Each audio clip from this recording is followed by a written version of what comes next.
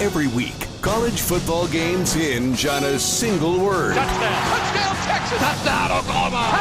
Touchdown. Touchdown. Touchdown, Wisconsin. Touchdown. Touchdown. Touchdown. Touchdown, Stanford. Touchdown. Touchdown, Alabama. Touchdown, Notre Dame. Touchdown. Wow. This is Touchdown Radio. Here's Gino Torretta and Taylor Zarzour.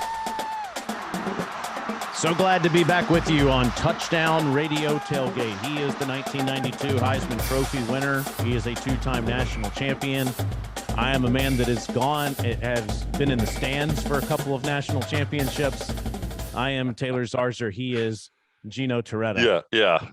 And oh, by the way, hanging out with presidents, former presidents, only three guys you're palling around with last week. So don't give me the national championship Heisman Trophy. I see your pictures announcing all the golfers at the President's Cup, hanging out with Willie and GW and Barack. So, I'm sure you're on a first name basis with all three. I think you got me tickets to that national championship too, bro. Just remember that you can hang out with presidents. You always call me for tickets. That was an incredible experience at the President's Cup here in Charlotte last week in golf, where the American team beat the international side, and yes, hung out with W and President Clinton on the first tee, and President Bush said, "Hey, let me introduce you to President Clinton." And President Clinton said, "Taylor, are you like the mayor here or something?" And I think, no, I don't have any power here. All I'm doing is announcing on the first tee. That's all I'm doing. But that was a fun experience and incredible to meet two presidents there on the first tee last week. But I did not win the Heisman. I've not won national championships. You have done that, my friend. We've got some great games to talk about this week that's happening in college football. In fact, number 19 BYU plays Blake Anderson and Utah State. That is going on tonight, and it starts at 8 p.m. Eastern time. So some good college football on a Thursday night. Always love having games tonight, tomorrow, and on the weekend. South Carolina's game against South Carolina State got moved up to right now due to the hurricane, of course, that's happening in Florida, and it's moving its way up the Atlantic coast. So that's happening tonight. Then tomorrow you've got Tulane against Houston. You've also got UTSA playing Middle Tennessee State. Boise State plays San Diego State, and a really good one out west. We've called this game before. Washington is playing at UCLA, two undefeated teams. So got a lot of college football, Gino, before we even get to Saturday. Yeah, no question. And, BYU's obviously been there, had a tough loss to Baylor, and then Washington, who I love. I mean, I just think their defense has played well. And Penix, I think we did a game that he played in Indiana years and years ago, and he's still in college, but he's a player and is UCLA for real. I mean, they're both undefeated. I think that's the interesting point about kind of 3-4 games in. Okay, or these real challenges, or these kind of scrimmages, and we're really not sure what that record reflects. And we are mindful of what's happening in South Florida. Gino, I know that you are closer to the Atlantic side, if you will, down there in Miami and in Coral Gables, but of course on the Gulf side, it's just this hurricane has wreaked havoc. So certainly thinking about everybody as it's making its way through the state of Florida right now. A lot of memories my senior year when Hurricane Andrew came through and basically just decimated Homestead, Miami, and that we had to go to. I mean, I think we took a week off of practice in the middle of practice because guys were just you're trying to hope for your families and your friends' safety, and then we ended up going to Vero Beach. But the pictures, and then I think the Dolphins left. I think Tuesday out of here. I think the Bucks are practicing down here in the Dolphins facility. But yeah, it looks as devastating, as it did in Miami 30 some years ago. But prayers for that side. And power and water, my man. You don't realize, you think, I can remember when Katrina and all those hit here in 2005. My daughter was 6 months old, and I remember barbecuing water to give her a warm bath and no AC, and people are like, oh, that's not that bad because it is fall, right? Well, I can tell you this: it's not fall down here. It's still 90 degrees, and it's hot, and it's hot over there, and it's going to be tough on a lot of people. It is, and we're thinking about all of them. It's a really trying time, especially on that Gulf Coast side. So, thinking about you guys, Gino, I want to ask you about the top teams in college football. Most teams have played a third of their regular season schedule so far. Georgia's ranked number 1, Alabama's number 2, Ohio State's third. Then you have Michigan and Clemson rounding out the top 5 in the AP. USC, Kentucky, Tennessee, Oklahoma State, NC State are the next 5 teams. Penn State, Ole Miss, the aforementioned Washington Huskies are still undefeated. Minnesota just crushed their opponent last week with a decisive victory as the Gophers steamrolled last week. Minnesota was victorious in their game, winning by 4 touchdowns last week to get into the top 25. I don't know why that it's escaping me suddenly when you need it, but Michigan State in East Lansing winning 34-7 against them. So you have all those undefeated teams. Florida State still undefeated.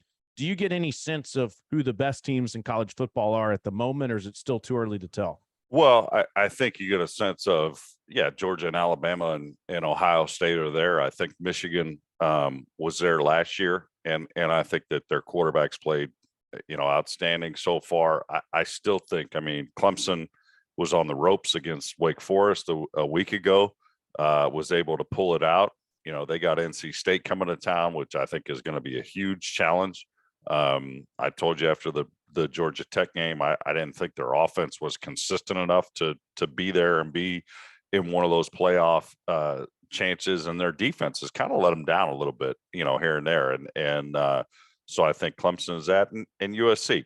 I think that now is the time. The Pac-12, you have Washington. It's not a walk anymore. Utah is a very good football team. UCLA, are they as good as a 4-0 record? I think now is when you see, all this stuff is going to wash out. It's kind of, you try to project who's going to be in the top 4, but I think that the top 4 that's there right now, pretty good chances. The one thing is, Michigan and Ohio State are playing at the end of the year. So is it going to be a similar situation? God, I think that was the BCS area one, and it was the last game of the year. I think it was like a 45-42 game in Columbus.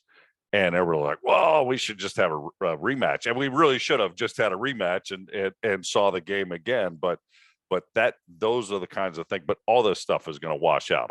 Tennessee, I think they got bored in the third quarter against Florida. And, Florida, I guess analytics told them to go for 2 when they're down like 13, which made no sense in the world. And sure enough, had they just kicked a field goal, all they needed to do was kick a field goal, and they tie the game and go into overtime. So that's that. I think offensively, though, man, I like Tennessee. You're snapping the ball less than every 3 seconds. They got a chance against anybody. And Hooker, what is he? Him and Bennett are over 24 years old. They're experienced quarterbacks, and they're playing well. Yeah, they are. And I want to ask you more about that experience in Knoxville. You were there for that last weekend. Coming up in just a minute. Clemson had that unbelievable game against Wake Forest, winning in double overtime. Kansas is still undefeated. They're 4-0. How about Coach Leopold and the job he's doing in Lawrence, beating the Blue Devils last weekend? We talked about Minnesota crushing Michigan State. A&M, I don't know how they won that game against Arkansas. Arkansas absolutely should have won that football game. Why KJ Jefferson's trying to jump into the end zone from the 5-yard line, fumbles the ball, and A&M laterals it and returns it for a touchdown. And then the craziest kick that hits the upright and bounces straight up in the air instead of going left or right. And it gives A&M the victory. That was wild. And Oklahoma lost, Gino. Kansas State, a week after losing to Tulane, comes into Norman and beats the Sooners. So this was kind of a wacky Saturday that we had last weekend. Well, and I think they're going to continue. I think that, in today's day and age where, you have 15 to 20 transfers on some of these teams, upwards close to 50, I think, on USC's teams.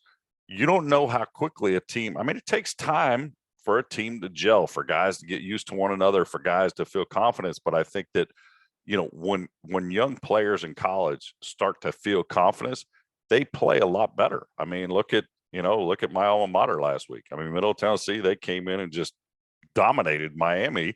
And that confidence, when you have that confidence going in and then you end up winning and going by the plan, man, the coaches got you at that point. You just do whatever they say and it's going to happen. And I think that's what's going on right now is the transfer effect of, are these teams buying in or have they bought in? And now all of a sudden it's kind of all clicking for them.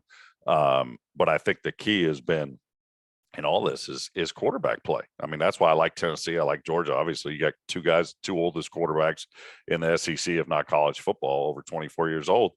Experience matters. The NFL experience matters. Tom Brady is 40 plus years old and he's still pretty darn good in his experience. He may not be able to throw it like Anthony Richardson. And by the way, you know me, I don't like going on the field, but I went down there. Willie Martinez was, Tennessee's a Miami guy. So I went down and tried to find Willie. And I sat there, Taylor, for 15 minutes and watched Richardson throw on air to equipment managers and jaw to the floor. I mean, wow. Kid has, like since Stafford, he's the first guy that I've just been like, wow. I mean, he threw some balls. I swear he threw some balls out of bounds and away. They were going about 60 miles an hour, like on the sidelines. Guys were ducking out of the way. Guys wouldn't even try to catch the ball. And, I just think if his processing continues to get better, man, look out.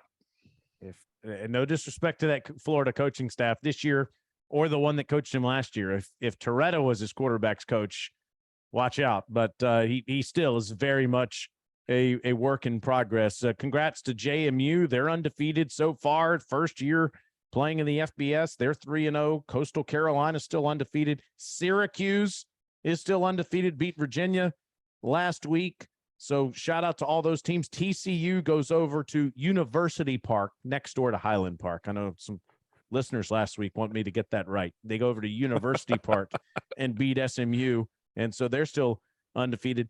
And we have another firing in college football, Gino. This is, it used to be, all right, let's get through the season. Your buyout is significant, so let's wait till the year is over. Now it's just like we're cutting ties, even if it's more expensive. A couple weeks ago, it was Scott Frost at Nebraska. Last week, it was Herm Edwards at Arizona State. This week, it's Jeff Collins at Georgia Tech. Jeff Collins and the AD. Don't forget. And the AD, yeah. they just said we're making wholesale changes, and that first week when we did the game against Clemson, I can talk to Joe Hamilton for a little bit. It didn't sound like it was going very well. And from his standpoint, it's like Collins has been there for a few years, and the alumni is kind of, even the guys that played, it's tough to win, and they're changing from a option-based system to trying to be pro style, and they just hadn't seen any glimpses. And I still am I'm not so sure if it's better, you know what I mean, to lose a coach in the middle of a year. I mean, because they're not bringing in anybody new. It's somebody on a staff taking over, and then Nebraska's coach fires the defensive coordinator. So there must have been I assume some animosity between the staff in that program. But wholesale changes. We'll see what the board does, because normally the board, they're going to hire the athletic director, I would assume, first. How many of those guys are experienced college football? And hopefully they, go to Joe Hamilton. Hopefully they go to Marco Coleman, the college football Hall of Famers that played there when they were successful with Georgia Tech, and say, hey, what do we need to do to get this place back? And I think that if they don't, it will be malpractice of first finding an AD and then finding a coach. Everybody says Georgia Tech needs some juice. Well, there is one guy out there, and I will admit, I think of him at a big school, like a huge state school, University of, or something state university. I don't necessarily think of him at Georgia Tech type place that is, this academic studious place, engineering school. They've never come across as the kind of place that would like to make a splash hire. But there's a guy that used to play for the Atlanta Falcons and the Atlanta Braves named Deion Sanders that's coaching Jackson State. Can you imagine? And every coach in the ACC, ear. I would even think anybody that, all the SEC teams that recruit Atlanta. I mean, if Deion Sanders got that job, I think that, that's the name in the splash hire. And I think he's had successful. And I know some Hall of Famers, NFL Hall of Famers, that if he got that kind of job, they would go with him and be on his staff. Yeah. And I think and again, I think of him at like a Florida State or an Auburn, if they had an opening somewhere like that, maybe not at Georgia Tech, but if Georgia Tech is willing to make the splash hire, that's your splash hire. And I think that for Deion Sanders' take, he's going to get interviewed and he's going to talk to them. I think the key is, what's the commitment? It's not, listen, the head coaches are all making tremendous amounts of money. It's what's the commitment for the rest of the staff. Mm-hmm. It's what's the commitment. Georgia Tech is a great academic institution, and it is big. I think it's almost 40,000 students. Is there going to be an opportunity where they can have, some leeway in getting players in, that maybe wouldn't qualify to come to the university? Because that's going to be the difference. And if you're Deion, man, you have the power. Because if something happened in Auburn and these other schools where they're already all in and they're going to pay you a gazillion dollars and they're going to make sure you get the best players and all those sorts of things, I think that's key for Georgia Tech and Deion. He's going to be like, okay, what are you going to do? Can I get, if this kid, Joe Smith, is the top 5 recruit, can I get him into the school academically? Is there going to be a major for him to come here and be a student? And those are the kinds of things that other questions that are not football related that if I was Deion, I'd be asking. Sure. Well, that'll be fascinating to see what happens with him and with some of these openings as the season progresses. I want to ask you what the experience was like in Knoxville this past week and where you headed this week. We'll get to that coming up next, and then we'll get into some more great games. I picked up a few more on you last week. I took some, I've taken some flyers. I don't want to, take all the same games as you. So this week we have some more tough games to pick, and we'll get to that coming up in just a little bit. Hope you're safe. Hope you're enjoying yourself on this Thursday night. It is Touchdown Radio Tailgate.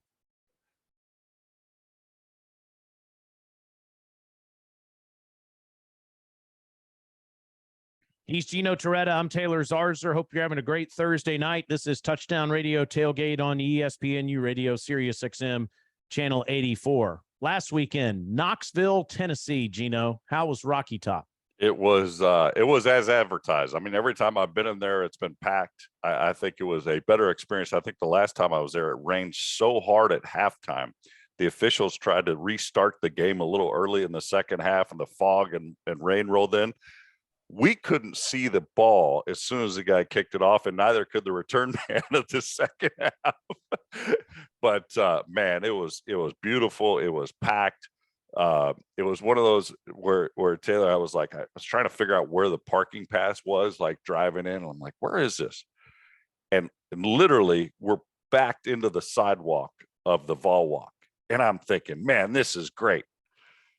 Well, after wasn't so great because nobody left the stadium that had orange and white on. So it was just a sea of humanity walking across the parking lot.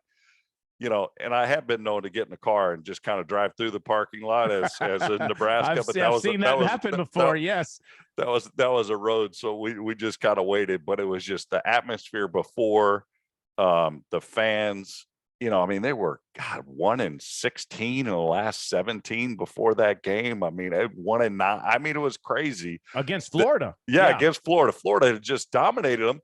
And here, like in the third quarter took forever. There was a bunch of replays. It was just some questionable calls and things. And then, Napier gets a flag on I was like, man, you can't get a flag on that. It was a questionable call. I thought it was a touchdown. The kid was in the end zone.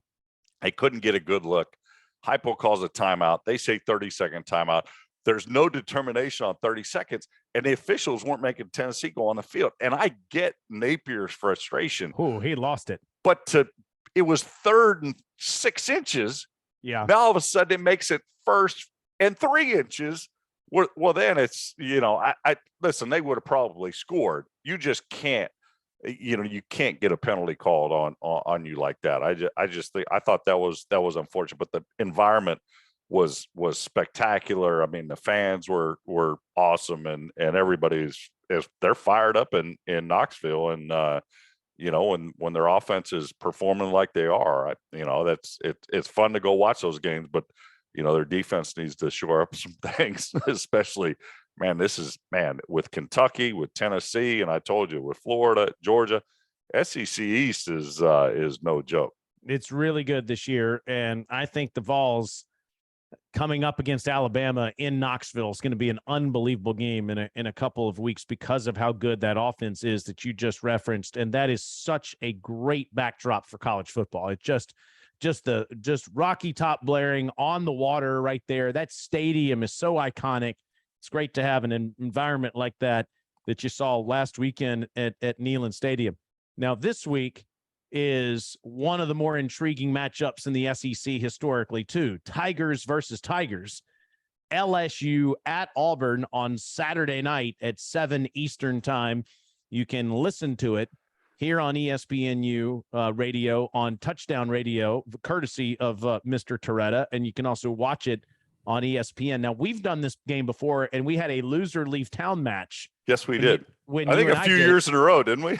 Well, it was Malzahn versus Miles, and LSU celebrated as if they won the game, and you could clearly tell that the call was going to be overturned. It was overturned. Gus Malzahn saved his job, at least momentarily, and Les Miles got fired when the game was over. It was truly a loser leave town match a few years ago. I guess that was, 6 years ago now, since we did that football game. And Mr. Harsin at Auburn could be in a similar position right now, although he had the funkiest victory. Oh boy, I've seen in recent memory against Missouri last week. I don't know that I've ever seen a team win a game in a luckier fashion than Auburn did last week. Mizzou misses a chip shot field goal. Not once, but twice. with a great kicker, by the way. I mean, Mevis, as they call him in Columbia, Missouri, the thicker kicker, he misses a kick inside 30 yards. And all they did was they moved the ball to the middle. The quarterback takes a snap and moved and said, where do you want to kick it from? Takes a knee. It was basically an extra point, and he misses the kick. And then you go to overtime. You're winning the game going into the end zone and fumble the ball out of the end zone for a touchback, and Auburn wins the game. It had to be the most bizarre feeling if you're Auburn. If you're Missouri, you're just heartbroken, and you got to be kidding me. How did we blow this? But if you're Auburn, do you even celebrate after a game like that? Well, I think you do. I mean, it's amazing. You talk about that. I mean, literally, they lost the game twice. I mean, should have a chip shot field goal, and then the overtime issue with the fumble. I thought there was a lot, a few weeks ago when we did Penn State, and Penn State boat raced them in their own stadium, and there was grumblings before that Harsin wasn't going to make it through the season. This is just from people in the parking lot, talking to the locals. And then after that Penn State game, I was like, man, they got 3 games in a row here. They have a chance to lose 3 in a row. But I've never prepared for a game where 2 teams are 3-1 and both fan bases are more disgruntled than they've ever been. I mean, you have LSU, who is still like, did we make the right choice with Brian Kelly? And then you have Auburn. Well, we got rid of the AD. Well, now let's get rid of the coach. It seems like Auburn wants to get rid of a coach every 2 years. And it's just like whatever it is. And I like, is it like it was 6 years ago where loser leaves town? I mean, it's just. I don't think it is for LSU. I think what Brian Kelly and LSU did against Mississippi State in the latter part of the third quarter and the entirety of the fourth quarter calm down that fan base a bit going into this game, Gino. Now, you don't want to lose to Auburn. Obviously, that would infuriate the fan base if that happened. But I think they're going to give him some time. Yes, I'll qualify that remark I'm just saying. I don't know a couple of years. Does one fan base feel better than the other? I don't know. I think LSU feels a little bit better than Auburn does, but it is. It's just a wacky time in college football. I mean, they're both 3-1 and control their own destiny. Now, do I think one is going to be able to get through and make the SEC championship game? No, I don't think so. But truly, when you set your goals, they both control their own destiny in the West. This is ramp up time. It's crazy. So I think they're looking at the negative side instead of the positive side of, okay, hey, it wasn't how we wanted these first 4 games to go, but we still have a chance. We have a bunch of games to pick this week that are featuring ranked opponents in basically every single matchup. This game is not one of them.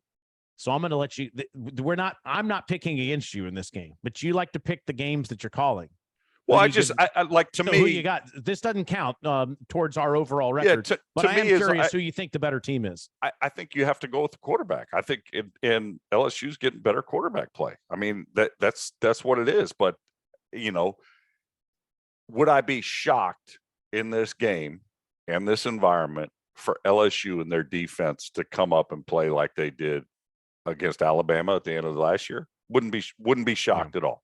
And I don't know, and that's probably the frustration with the fan base of Auburn is you see how they played last year against Alabama, against, one of the best teams in the country, not close the door, not finish. Mm-hmm. And then you're kind of, you're never getting over, you're never continually improving. And I think that's been their frustration on the Plains.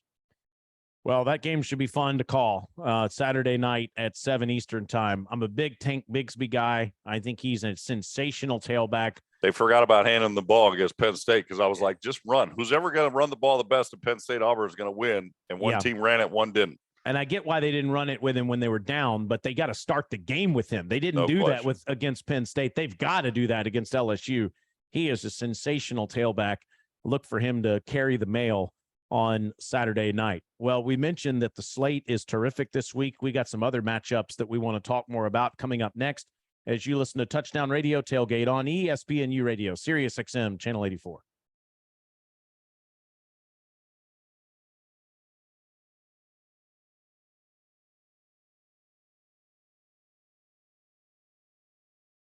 He's Gino. I'm Taylor. It's Touchdown Radio Tailgate. We are here till the top of the hour. Got a good game tonight. BYU, ranked 19th in the land, is playing Utah State. You can watch that on ESPN. You can listen to it here on Sirius XM and over on the Mighty 88, as my friend Jim Miller on NFL Radio likes to say, the Miami Dolphins, undefeated at 3-0, play the Cincinnati Bengals. And what are the ugliest uniforms I've ever seen? That is starting So let me ask. I mean, it's not obviously. I know it's not college. They've had no preparation for this game.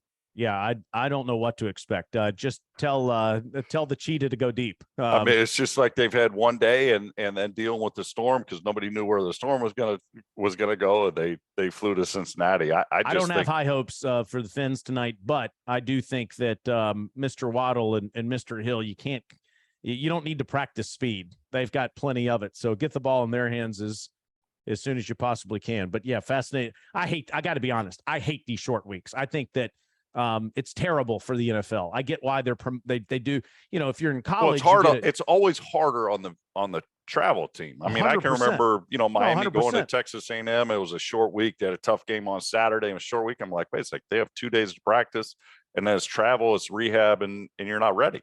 In college, you don't have a game the Saturday before these days. You used to, but these days they'll give you the week off if you've got a game coming up on a Thursday night. They don't do that in the NFL, and I think it's just terrible. I mean, you're right. For the road team, they're at a massive disadvantage on a short week like this. But I get, it's eyeballs, and that's what it's all about. But the product's not at an all-time high when you do this. Let's get to some games that are happening this week. You already told us about Washington, UCLA. We're going to pick that one coming up in the next segment. Got to stay up late Friday night to watch that 10:30 kick on ESPN. And then Saturday slate. I'm interested to see what you think about these games, Gino. Michigan lost to Iowa a few years back. The last time they went on the road and played at Kinnick, they lost to the Hawkeyes a few years ago. They're on the road playing that game. Undefeated Kentucky's at undefeated Ole Miss. Oklahoma coming off the loss is at undefeated TCU. Wake Forest, after the heartbreaking loss to Clemson, is at undefeated Florida State. Alabama's a huge favorite at Arkansas, but this is a much better Arkansas team. And as we've seen, Alabama is not the same team on the road the last couple of years that they are at home. Oklahoma State is at Baylor. A&M's at Mississippi State. I'm pumped to call that one. We've got a lot of really good teams that are going on the road. Which is the one that you're most interested in? Well, I think the Kentucky Ole Miss, because I think it's something where, Ole Miss, a new quarterback, their favorite at home. Kentucky's got the quarterback that, everybody thinks is going to be, first round pick, is a star, higher ranked team, underdog. Something is not right there. And listen, we've been in all of these stadiums. Yeah. Ole Miss is a great environment. I'm going to say it's not like walking in LSU or Alabama or Auburn and a huge home field advantage. And that's where I'm like, yeah, especially at 11 a.m. And now walking into the Grove is unlike anything you've ever done. Yeah, but that doesn't help you win. Exactly. It especially at 11 a.m. Like if this was at 2:30 Central or 6:30 Central, then these people are going to be rather lubricated, as they say, and they're going to be rather ready to rip. But it is that, I think you're right. I think that home field advantage is neutralized by the morning kick there. Yeah, and does Vegas know something that I don't know? It doesn't. It seems like that should be, a 3-point line one way or the other, kind of a pick 'em type deal. But yeah, I think that that one's interesting to me. I think obviously the Washington UCLA game. I think that that's a big one for the Pac-12. I think it's a big one for Washington. I think that though Penix can. He can play with any quarterback in the country. He's been efficient. Seems like he's ready to go too. So it's great to see that. And I know how much you value quarterback play, especially in this day and age. The game of all games to me this weekend, and I know that weather could be a significant factor in this, is undefeated NC State playing at undefeated Clemson, and Devin Leary is a stud at quarterback for the Wolfpack. And he's off to a great start, 9 touchdowns, just 2 interceptions. He's run for a couple of more. He had the close call in week 1 against East Carolina. Since then, against the Red Raiders, against UConn, against Charleston Southern. I know they're better than all those teams, but that's a great, they look great against Texas Tech a couple of weeks ago. He is clearly the better quarterback than DJ Uiagalelei. DJ's made some progress. But if you're picking, hey, let's just be honest, if you're picking one or the other, you're taking Devin Leary. If you get to pick one quarterback in this matchup, it is on the road, and NC State has a history of not being able to rise to the occasion nationally. I can't wait to see if they're able to. You sound like you have some experience with NC State. Maybe talking on Monday morning in the Raleigh area. Yeah, I lived down the street from the stadium for a few years, and they wrote me in. It's hard. It's hard not to get kind of involved in that whole thing when you're in the middle of it for 7 years. But this is such a golden opportunity for Dave Doran and their program. Well, no question. And listen, I know we put it on the quarterback, but I think you have a new offensive coordinator, Clemson, and Brandon Streeter. It's, hey, you need to feel out what the quarterback is. You need to, because if I'm a quarterback, and I have a great relationship with Coach Erickson, and we would draw up plays and he would scheme, hey, this is what we want to do this week. And, the more experienced I got, we'd go out and run the play. I just didn't have a good feel for the play. And he's just like, what do you think? And it worked exactly how they said. And I just said, I don't have a good feel for it. I can't see. It seems like if I was throwing a guy across the field, I'm like, I'm scared of if they did this in coverage, I'd just basically be throwing it to the defense, and we would take play. He would take it out. Maybe I would audible. I don't know. But I wouldn't run the play when it came to game time. And I think that that's something where you have a new coach, offensive coordinator, who also played the position. Maybe the plays Streeter likes are different than the plays your quarterback likes. And to me, a great coach has to run the plays that your quarterback and your 11 guys that are out there on the field are the most comfortable running. And yeah, it's gotten a little bit better, but there's always kind of that hold your breath right now with Clemson's offense. Feels like an early lean from Torretta there. We'll have to see what happens in the next segment when we make some picks outside the top 25. Texas is coming off the loss to Texas Tech. They're hosting West Virginia, who just blew out Virginia Tech. Speaking of Virginia Tech, they're at North Carolina. Heels did rally, but their defense. What's the coaching situation in Virginia Tech? Weren't we talking about that last year? Yeah, they give Mr. Pry a couple of years before we start holding him accountable. But Tar Heel defense has been dreadful so far this season with new defensive coordinator and old friend Gene Chizik. Those will be some fun games to follow outside the top 25. And the Chanticleers are still undefeated. They got Georgia Southern. That should be a really good game this weekend. JMU has Texas State rather. They're still undefeated. So there's a couple of teams outside of the FB or I guess in the group of 5 that are still undefeated on the season. We'll see what they do this weekend. All right, we got to make some picks coming up next. We got a bunch of games to go over, 9 of them, in fact. And the lead is increased to 4. I like how you're going. You keep increasing the amount of games. I'm giving you more opportunity here. Because I don't do that much research. Yes, actually, I think you're doing more research than ever this year. I'm pretty impressed. We'll get to Torretta's picks coming up next on Touchdown Radio Tailgate.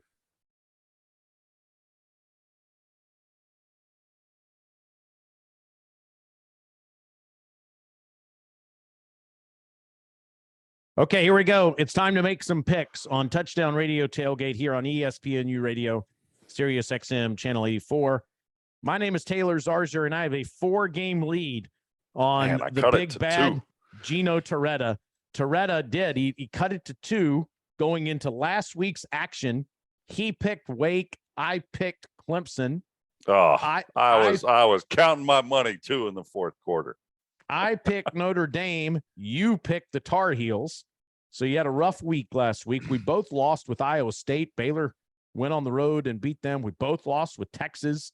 Red Raiders beat them at home last week. So we had a rough week last week. Now, so I've got a 4-game lead, and we're going into action that starts tomorrow night. Number 15 Washington is in the Rose Bowl against UCLA. Now, the game starts at 7:30 local time, and there have been all of these viral tweets that have been sent out the first few weeks of how many empty seats there have been in the historic Rose Bowl. Got to fill that up on a Friday night at 7:30 local, right? You can get through that traffic by that point, can't you?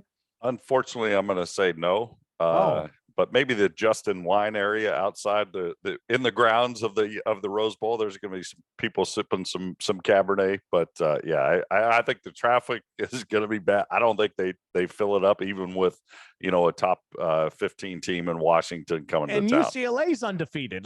This is a pretty good team that Chip Kelly's got. Washington's a 2.5-point favorite, and I'm saying they're 5-0 after this game. G. Yeah, I agree. I like Penix. I liked him at Indiana. I think he's playing well, and their defense is playing well. So I agree. I think Washington goes on the road. Let's get to Saturday, a game that starts at noon Eastern time on Fox. Number 4 Michigan is playing at Iowa. The Wolverines are 10.5-point favorites. Yeah, and I think Michigan listen, you can talk about last time they didn't win, but I think Michigan has kind of finally turned the corner. McCarthy, the quarterback, has played outstanding, and Iowa has trouble scoring points. And since the goal is to score one more point than the other team, I think that Michigan will have their way. Agree with you there. So we're going 2 road teams in our first 2 picks. Number 7 Kentucky is a road dog, a 7-point underdog at number 14 Ole Miss, also a noon kick on ESPN. Wrong team is favored here. I'm going with the Wildcats on the road in Oxford. I love Ole Miss's running backs. Jackson Dart, he's got to show me a little bit more. He's kind of been up and down so far, and they had a close call last week in Ole Miss's victory. They beat Tulsa in week 1 and didn't play their best football. And last week, you beat Tulsa last week by 8. They beat Troy in week 1, didn't play their best football. I don't know that Ole Miss is a finished product. I'm going with the Wildcats. See, you did your research because you've already broadcasted these teams. Fair point. So, I'm going to disagree with you. I'm going with the home team. I'm going Ole Miss. I think this is a more evenly matched matchup than we think. I think that Lane Kiffin's going to have a nice game plan, but I'm going home team here. Okay, next up, we've got the 18th ranked Oklahoma Sooners playing at undefeated TCU on ABC. Sooners falling in the polls, of course, after the loss last week at home to K-State. TCU's undefeated. Sonny Dykes beat his old team, SMU, last week. He's going to lose this one, though. Oklahoma goes on the road and beats the Horned Frogs. You know what I'm voting for? You and I to head downstairs to the carving station at TCU Stadium for the I don't think the media passes were supposed to be good for the carving stations and the taco bar downstairs. Just keep walking until somebody stops you. Their boosters are fed well. And I would agree with you. I'm taking Oklahoma on the road. Torretta, if you didn't hear Torretta's voice at the beginning of the third quarter in that matchup, that was the reason for that. He was still eating, enjoying his lunch from halftime. I take the Sooners in that one as well. All road teams so far. Next up, number 22, Wake Forest is playing at number 23, Florida State. Worried about the weather in this one, too. It's a 3:30 kick on ABC. Could be a slosh fest as these two teams get going. Florida State's a 7-point favorite, G, at home. And see, you throw Notre Dame games and Florida State games on because you think a certain way of you can't pick this team, but I'm going to pick Florida State. I think they have improved tremendously. Wake Forest, I know they got a great quarterback, and I'm usually siding with the quarterback so far, but I think that road environment is going to be pretty good for Florida State. Not so fast, my friend. Deeks get the win. On the road, Sam Hartman rebounds with a victory in this one in Tallahassee, handing the Noles their first loss. Number 2, Alabama's at number 20, Arkansas, 3:30 kick on CBS. Alabama's a huge favorite.